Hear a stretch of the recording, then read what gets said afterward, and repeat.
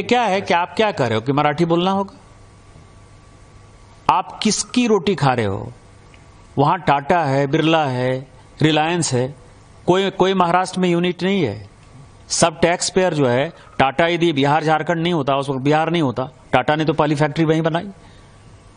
हमारे पैसे पर पल रहे हो, तुम कौन सा टैक्स देते हो? कौन सी इंडस्ट्री है तुम्हारे पास? माइंस हमारे पास है, झारखंड के पास है, छत्तीसगढ़ के पास है, मध्य प्रदेश के पास है, उड़ीसा के पास है। आपके पास कौन सी माइंस है? रिफाइनरी यदि रिलायंस ने बैठाई या एसआर ने रिफाइनरी बैठाई तो वो गुजरात में रिफाइनरी बैठाई है। सारी इंडस्ट्री जो है, सेमीकंडक्टर की भी इंडस्ट्री है तो गुजरात में आ रही है। आप जो है लाटसाही कर रहे हो और ऊपर से जो है आप हमारा दोहन करके, शोषण करके टैक्स पेयर करते हो। और यदि आप में ज्यादा हिम्मत है तो आप हिंदी भाषी को मारते हो तो उर्दू भाषी को भी मारो, तमिलियन को भी मारो, आप जो है तेलुगु वाले को भी मारो। आप जो इस तरह की घटिया हरकत कर रहे हो, और मैंने हमेशा कहा है कि जब अपने घर में हो, महाराष्ट्र में हो, यदि बहुत बड़े बॉस हो तो चलो बिहार, चलो उत्तर प्रदेश, चलो तमिलनाडु, तुमको पटक पटक के मारेंगे। ये अनार्की जो है नहीं चलेगी। हम मराठी का सम्मान करते हैं, मराठी एक आदरणीय भाषा है और हम छत्रपति साहू जी महाराज, छत्रपति शिवाजी जी महाराज, पेशवा सबका जो है, तात्या टोपे से लेके सभी का हम सम्मान करते हैं। उन सबों ने, तिलक हो चाहे लाजपत राय हो, सभी ने जो है आजादी के आंदोलन में, गोपाल कृष्ण गोखले हो, सबसे बड़ा योगदान दिया है। हम तो सभी मराठी स्वतंत्रता सेनानियों का सम्मान करते हैं। महाराष्ट्र के स्वतंत्रता में, हमारी भारत की स्वतंत्रता में बहुत बड़ा योगदान है। लेकिन आज जो वोट बैंक की पॉलिटिक्स, बीएमसी का चुनाव होने वाला है और ये उद्धव ठाकरे और राज ठाकरे जो कर रहा है, इससे घटिया कोई काम नहीं हो सकता है और हम इसका प्रतिकार करते हैं।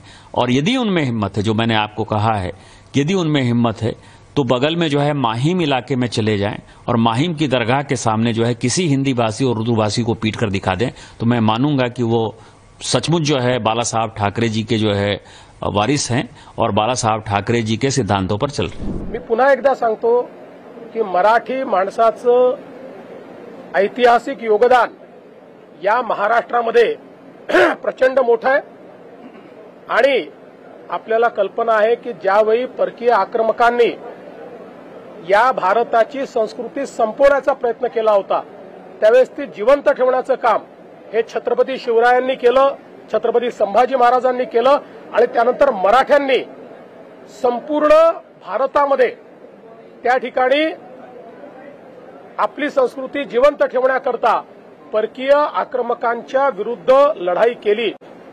आपल्याला माहिती आहे की पानिपतची लढाई देखील मराठे जे लढले होते, अहमदशाह अब्दालीने त्यांना स्पष्टपणे तहाचं पत्र दिलं होतं की मला जो पाकिस्तानमध्ये आता पंजाब आहे, तो पंजाब पासून पेशावर पर्यंत हा मुलूक आम्हाला देऊन टाका, बलुचिस्तान आम्हाला देऊन टाका आणि उर्वरित भारत हा मराठ्यांचा असं आम्ही मान्य करू।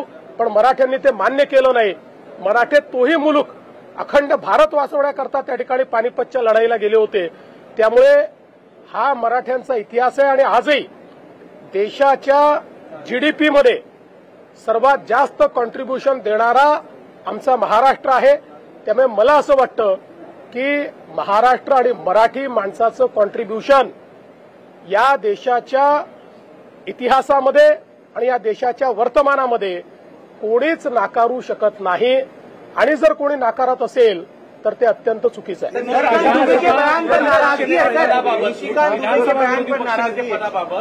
पुन्हा एकदा विरोधी पक्ष अध्यक्षांना पत्र लिहित आहे आणि स्मरणपत्र म्हणून देते की विरोधी पक्ष नेत्याची नेमणूक करा, सरकार मात्र यासाठी आग्रही नाही असं त्यांचं म्हणणं आहे। हा सरकारचा विषयच नाहीये, हा विषय अध्यक्षांचा आहे।